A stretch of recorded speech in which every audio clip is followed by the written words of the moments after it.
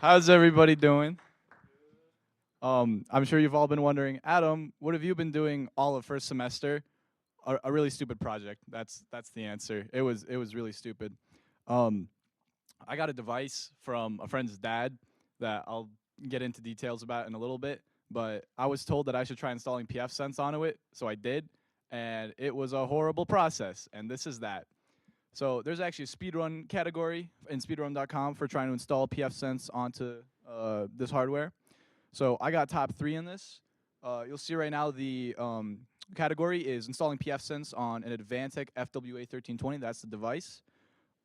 We actually lost number 1 to 3 mice in a trench coat, as imaged right here.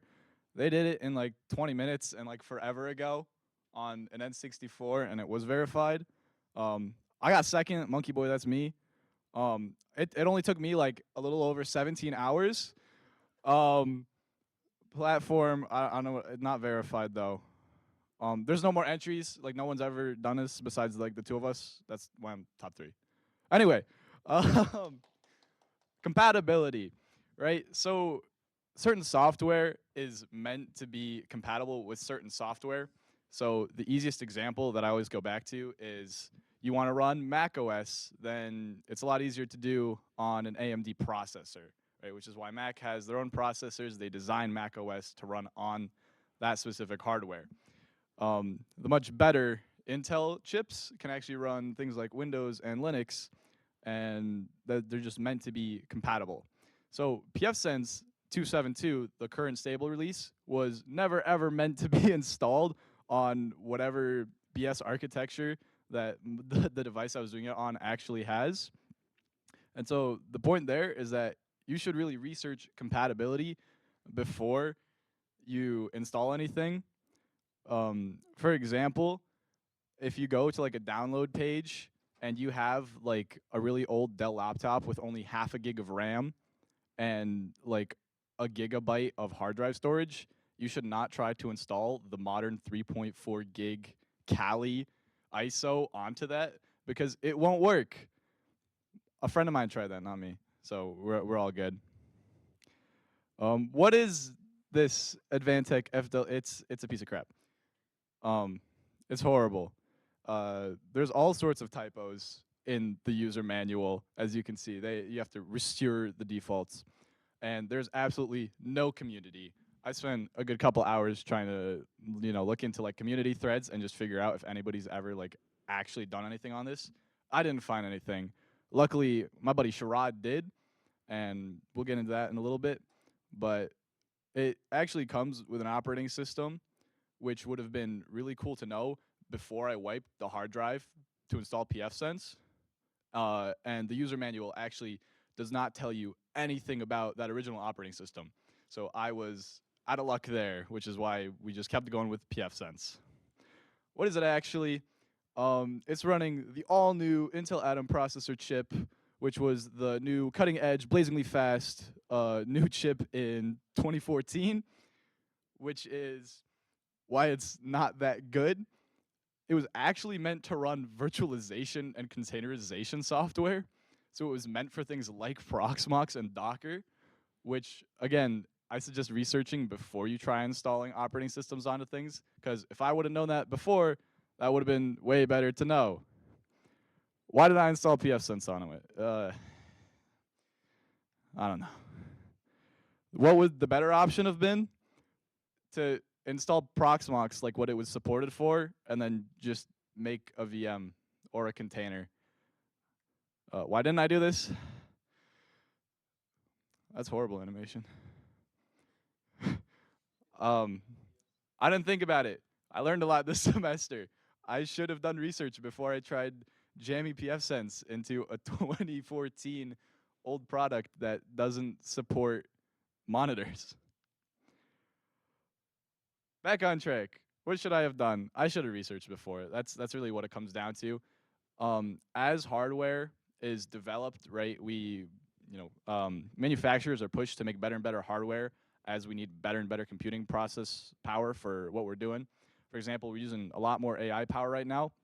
So Intel chips are skyrocketing in just like improvements and advancements, and AMD has been doing some crazy stuff. They're now claiming that they can make chips that are stronger than the Intel chips, which means we might be moving to x86 instead of x64 soon, but I'm not too sure. But as new hardware comes out, so do new operating systems and softwares. And then vulnerabilities and bugs are found in those, and then they get patches, and they keep coming out with new stuff. With this in mind, some developers are nice and try to implement backwards compatibility so that even on older systems, you can install some newer software and operating systems, but they don't always do this, and it doesn't always work because, again, as we move forward, the new hardware needs new software, and the new software needs new hardware. So the project that I was actually trying to do, again, was just to install pfSense onto it. So number one is you have to install by booting from a USB. First thing I tried to do is just write an installation ISO straight to the hard drive, which that's not a thing, because then if you boot into it, a hard drive with the installation ISO cannot overwrite itself to install the actual operating system. Whoopsies. So you make a bootable drive with Rufus, which is just a tool that can etch ISOs into a USB drive. You plug that in, and then you go into BIOS, you select the USB drive, and you click Installer. You run through the process, and it asks you where you want to install, and then you install to the actual hard drive of the device, not the USB. That's what happens when you try to just install straight to the HDD that's already in there. You can't do it, and it's going to throw errors at you, and then you have to Google them. This is one of the screens that you'll see that happens with installation process, and this is kind of the meat of my presentation because there's a lot of different kind of sorry, I'm looking for the word here. It's like there's a lot of different options, right? Like you can select one with another one, and they don't always work well together. But the main two things on this screen that you're going to see are file systems and partitioning schemes. So our partitioning scheme is how your hard drive is actually divided into different partitions, which is just like a little section of basically how files are stored or organized. And this is done so that your kernel and operating system can easily retrieve those files and modify them. It's just done for efficiency's sake, the partitions. But then you also have your file system, which, again, I'm going to get into on the next slide. But that's just how your files are actually handled with read-write permissions and also like retrieving them, again, through the kernel. Notice here that it says GPT compatible with MBR.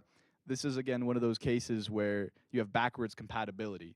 So the new version of pfSense, they tried to, I say tried to because it didn't actually work, but they tried to implement compatibility with an older partitioning scheme for just backwards compatibility so that even newer people, or so that you could use the better GPT partitioning scheme with hardware that's meant to be running the older MBR partitioning scheme.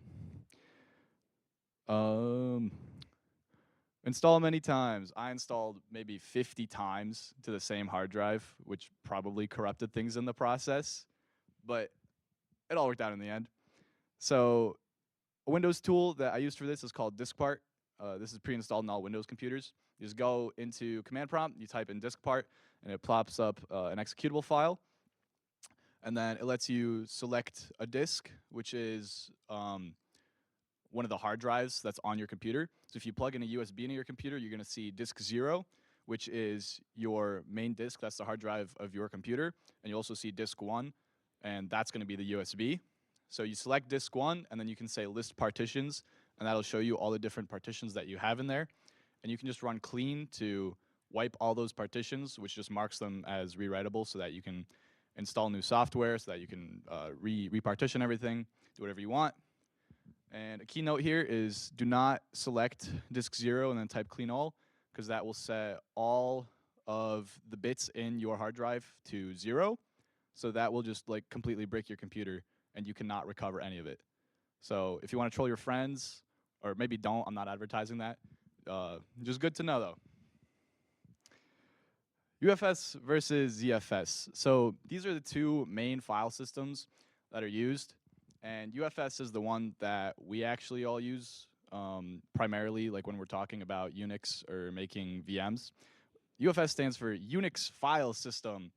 and it's meant for systems with limited resources.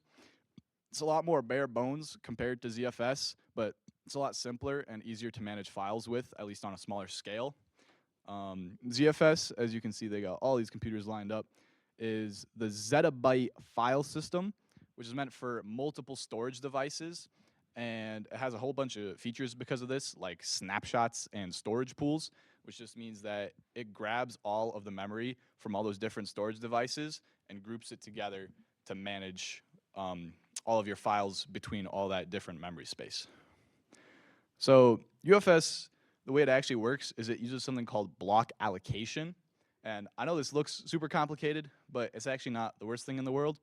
So you have fixed block sizes based on your kernel version. These are usually 4 kilobytes. And when files are created, you get a certain number of blocks directed and allocated for your original file. But then your kernel will also over allocate a couple of these blocks so that it can account for your files increasing in size. The way that files work is that you get something called a pointer to a file, which is, this is a dumbed down version, but it's just a memory address that the kernel remembers of where your file is, so it can just go grab that, grab all the data in your file, and return that. So UFS likes to just hold one memory address so that I can simply go into that one memory address and grab all the data, even with expansion, and then put that straight into your output. ZFS, on the other hand, is a little bit different, a little bit more complicated. Since ZFS is meant to work with multiple storage devices, it manages storage as a pool, which isn't a real thing, but it's like a concept. So you have all your different data that goes in there, and instead of allocating one memory address for your files, whenever you write new information to a file, it'll place that wherever it can, kind of, and then make a new pointer for that information. So if I make a file with ZFS, then it'll go into storage somewhere. I then go do other stuff. I come back to the file, and then I modify it. I'm going to get a new pointer, a new memory address.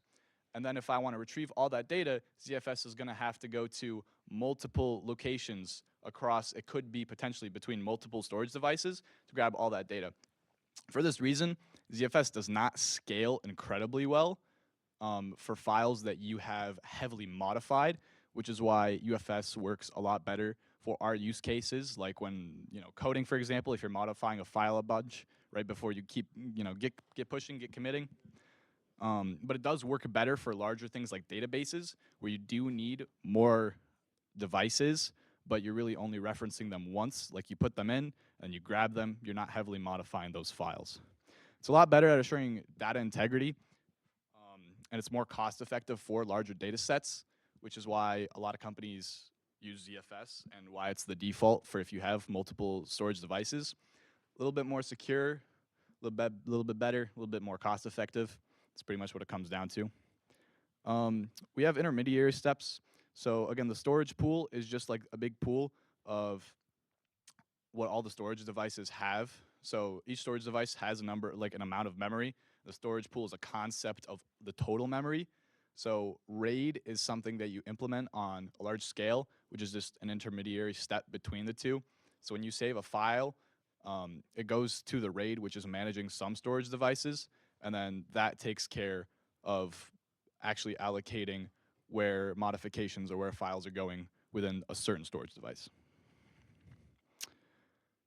So when I tried to install pfSense, it said that ZFS was the recommended scheme. So I was like, oh, recommended? Install. Click that one. I actually can't use ZFS to install because I did not have multiple storage devices. For pfSense and this device in general, you need multiple storage devices to actually implement ZFS. Otherwise, it will not let you. So the device did have implementation for ZFS, but I did not have multiple storage devices within it, which is why I couldn't use it. Luckily, we get some extremely high quality images from the manual to show us, I'm pretty sure that's supposed to be a screw. This guy needs to trim his fingernails and maybe clean them a little bit, but they just outdone themselves with the quality here. Really great support, customer support, there was no number, but like there was a number, but you call it and it just goes to nothing. So there's that too. So we talked about what is it? The file systems, but you also have different partitioning schemes, and they play a little bit different with each other. Not really, but just like for the case, UFS likes to work with MBR a little bit better, but it works with GPT just fine, which is usually what we're doing. So MBR is master boot record. MBR is the older version, as it only has 32-bit addressing, and it can only hold a measly 2 terabytes of data. So again, partitioning schemes is how your hard drive is actually divided up into different blocks to store your files. So 2 terabytes seems like a lot, but when we're talking about modern day and scaling, it's really not.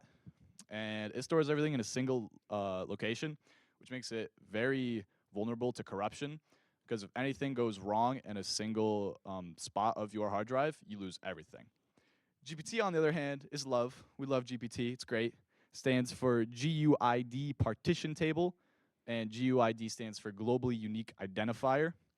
GPT has 64-bit addressing, and it can hold up to 9.4 zettabytes of storage. Way more than a measly 2 terabytes. Way better. Much more data. Better partitioning scheme. And it stores multiple copies across its partitioning table, across its partitioning table, which means that it reduces readability by a little bit because it has to store multiple versions, but that way it's less prone to corruption, and it has backups in case some of your files happen to be a little bit wonky that day. BIOS. BIOS is what happens before your operating system boots up. So this is just a quick slide to just kind of show what it looks like, but I'm sure you've all seen it. When you boot up your laptop, you get a button that says like press F10 or escape or delete to enter BIOS.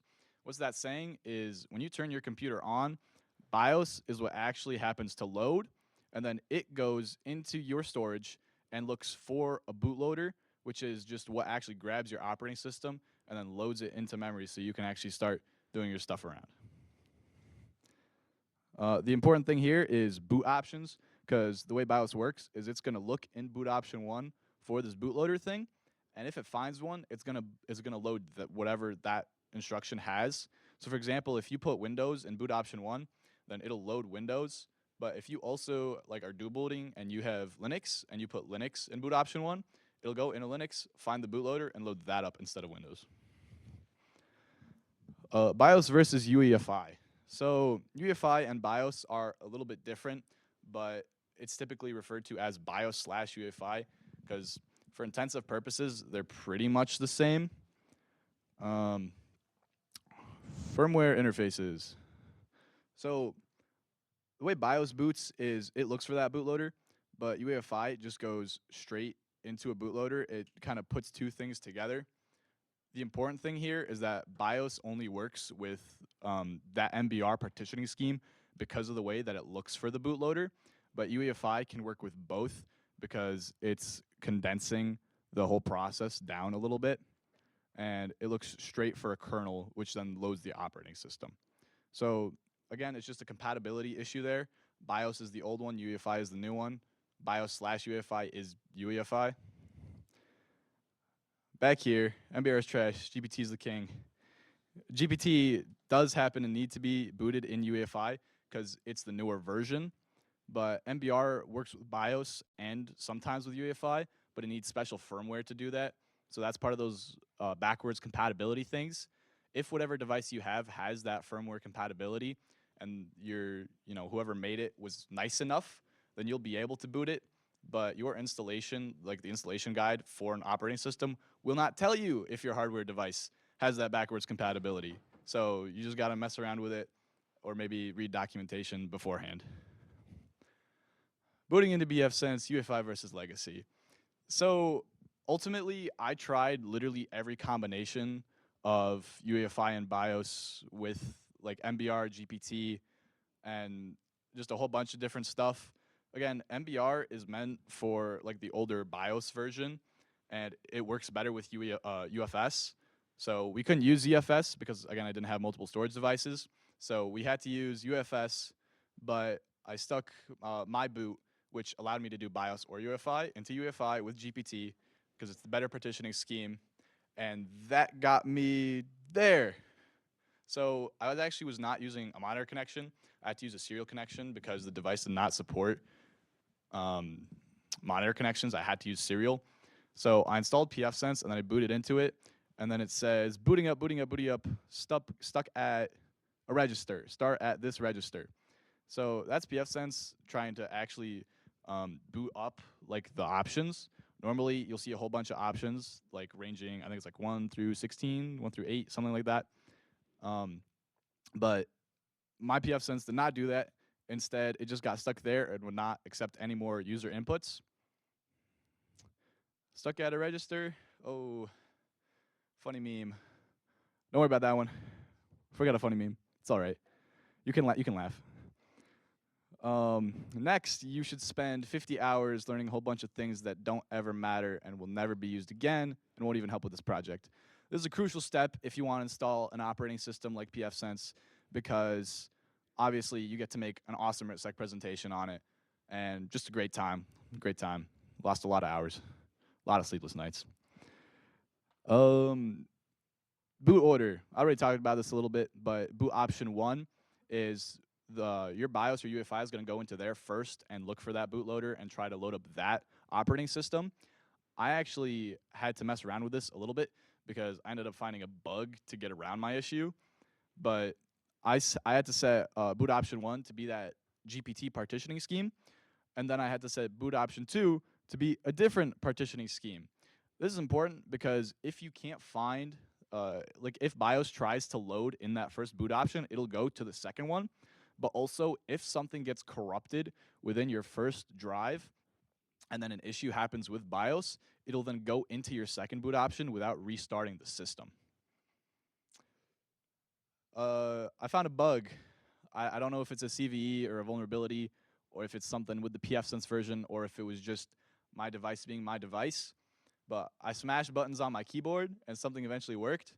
So when you're booting up pfSense after it's already installed, you have some options here that you can mess around with. So option 5 is the kind of connection that you have. So it cycles through serial, and then it goes to video. Video is just a monitor. And then it goes to dual, which is just like either or, and then it goes back to serial. So if you just boot up pfSense normally, it'll get stuck at that register, and you can't put any inputs into it. Again, this is only on this weird-ass device. But if you cycle through these options from serial back to serial, then all of a sudden it'll skip over the bootloader in option 1 and load in option 2 for some reason. But my option 2 should never have even worked because it was using GPT with BIOS. But it worked. So cycle through those options, get through the bug. It boots into the next boot option.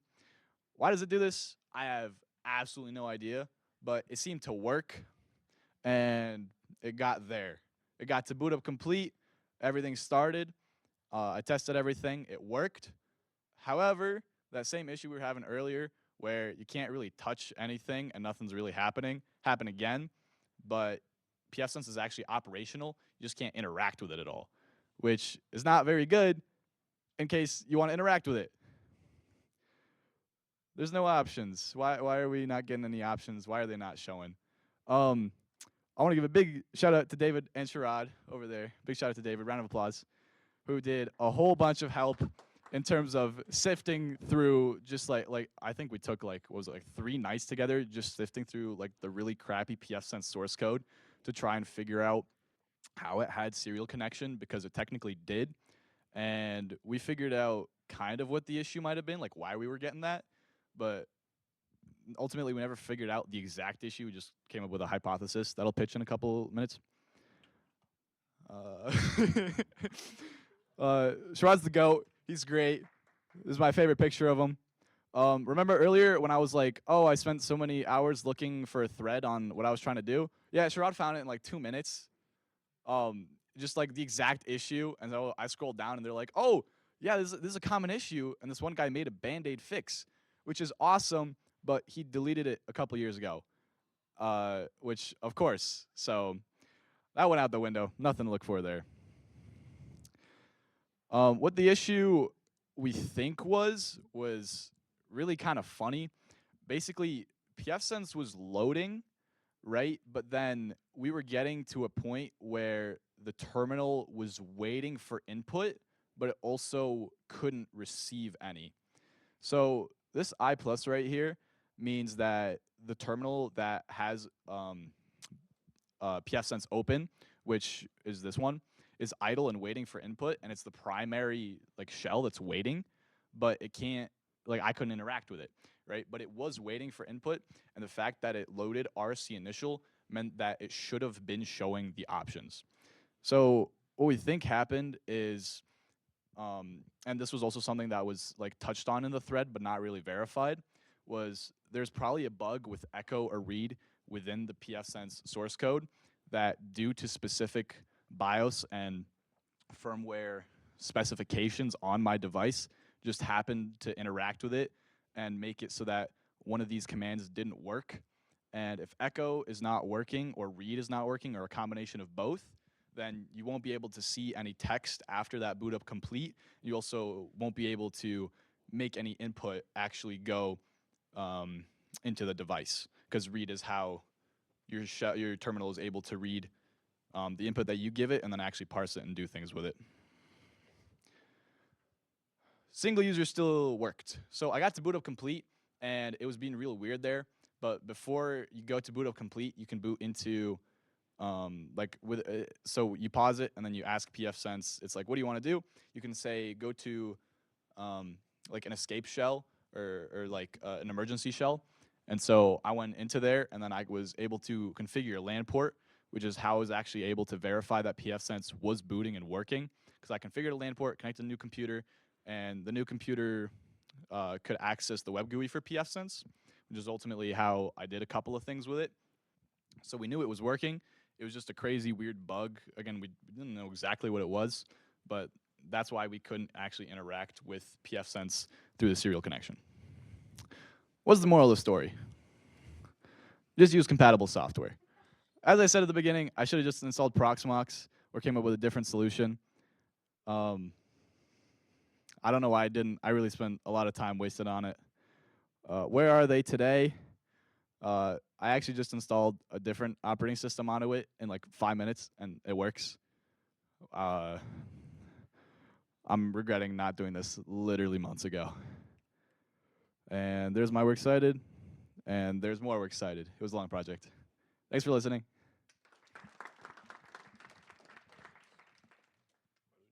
Oh, questions? Yes. The mentality of being horrible at installing operating systems, or like referring to what?